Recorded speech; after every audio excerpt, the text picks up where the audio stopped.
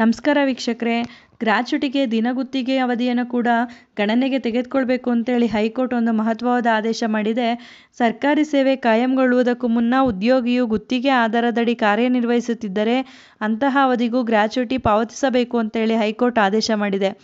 ಮಂಡ್ಯ ಜಿಲ್ಲೆ ನಾಗಮಂಗಲ ತಾಲೂಕಿನ ಸರ್ಕಾರಿ ಶಾಲೆಯ ನಿವೃತ್ತ ಶಿಕ್ಷಕ ಬಸವೇಗೌಡ ಅವರು ಸಲ್ಲಿಸಿದ್ದ ಅರ್ಜಿ ವಿಚಾರಣೆ ನಡೆಸಿದ ನ್ಯಾಯಮೂರ್ತಿ ಎಂ. ನಾಗಪ್ರಸನ್ನ ಅವರಿದ್ದ ಏಕಸದಸ್ಯ ಪೀಠ ಈ ಕುರಿತು ಆದೇಶವನ್ನು ಮಾಡಿದೆ. ಗ್ರ್ಯಾಚ್ಯುಟಿ ಪಾವತಿ ಕಾಯ್ದೆ 1972ರ ಅನುಸಾರ ಕಾಯಂ ನೌಕರ ಮತ್ತು ಗುತ್ತಿಗೆ ಅಡಿ ಕಾರ್ಯನಿರ್ವಹಿಸುವ ಸರ್ಕಾರಿ ನೌಕರನ ಮಧ್ಯೆ ಯಾವುದೇ ವ್ಯತ್ಯಾಸವಿಲ್ಲ.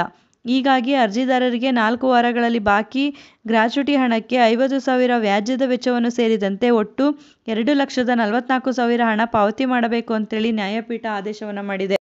ಈ ಒಂದು ಪ್ರಕರಣ ಏನು ಅಂದರೆ, ಅರ್ಜಿದಾರರು ಮಂಡ್ಯ ಜಿಲ್ಲೆ ಜಿ. ಮಲ್ಲಿಗೆರೆ ಸರ್ಕಾರಿ ಪ್ರೌಢಶಾಲೆಯ ದಿನಗುತ್ತಿಗೆ ಆಧಾರದಡಿ ಡಿ ದರ್ಜೆ ಉದ್ಯೋಗಿಯಾಗಿ 1971ರಲ್ಲಿ ನೇಮಕಗೊಂಡಿದ್ದರು. ಸರ್ಕಾರ ಅವರ ಸೇವೆಯನ್ನು 1990ರಲ್ಲಿ ಕಾಯಂಗೊಳಿಸಿ ಶಿಕ್ಷಕ ಹುದ್ದೆ ನೀಡಿತ್ತು. ಅವರು 2013ರಲ್ಲಿ ಸೇವೆಯಿಂದ ನಿವೃತ್ತಿ ಹೊಂದಿದರು. ಸೇವಾ ಕಾಯಂ ಆದ ದಿನದಿಂದ ಅಂದರೆ 1990ರಿಂದ 2013ರ ಮಧ್ಯದ ಅವಧಿಯನ್ನು ಮಾತ್ರವೇ ಪರಿಗಣಿಸಿ ಸರ್ಕಾರ 1,92,000 ಗ್ರ್ಯಾಚ್ಯುಟಿಯನ್ನು ಪಾವತಿ ಮಾಡಿತ್ತು. ಸೇವೆ ಕಾಯಂಗೊಳ್ಳುವುದಕ್ಕೂ ಮೊದಲಿನ ಅಂದರೆ 1971ರಿಂದ 1999ರ ಮಧ್ಯದಲ್ಲಿ ಮಾಡಿದ ದಿನಗುತ್ತಿಗೆ ಆಧಾರದಡಿ ಕೆಲಸಕ್ಕೆ ಗ್ರ್ಯಾಚ್ಯುಟಿ ಪಾವತಿಸಲು ನಿರಾಕರಿಸಿತ್ತು. ಇದನ್ನು ಪ್ರಶ್ನಿಸಿ ಬಸವೇಗೌಡ ಹೈಕೋರ್ಟ್ ಮೆಟ್ಟಿಲೇರಿದ್ದರು. ಆದ್ದರಿಂದ ಹೈಕೋರ್ಟ್ ಈ ಒಂದು ತೀರ್ಪನ್ನು ನೀಡಿದೆ. ಗ್ರ್ಯಾಚ್ಯುಟಿ ಅನ್ನೋದು ವಿಚಾರದಲ್ಲಿ ಕಾಯಂ ಆಗಿರ್ಬೋದು ಅಥವಾ ಗುತ್ತಿಗೆ ಆಧಾರದ ನೌಕರರಾಗಿರ್ಬೋದು ಯಾವುದೇ ವ್ಯತ್ಯಾಸ ಇಲ್ಲ ಅಂತ ಹೇಳಿ ಈ ಒಂದು ಆದೇಶವನ್ನು ಮಾಡಿದೆ.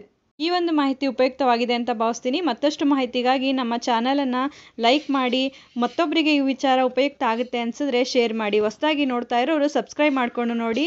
ಕಾನೂನಿನ ಜ್ಞಾನ ಪ್ರತಿಯೊಬ್ಬರಿಗೂ ಉಪಯುಕ್ತ ಆಗುವಂಥದ್ದು.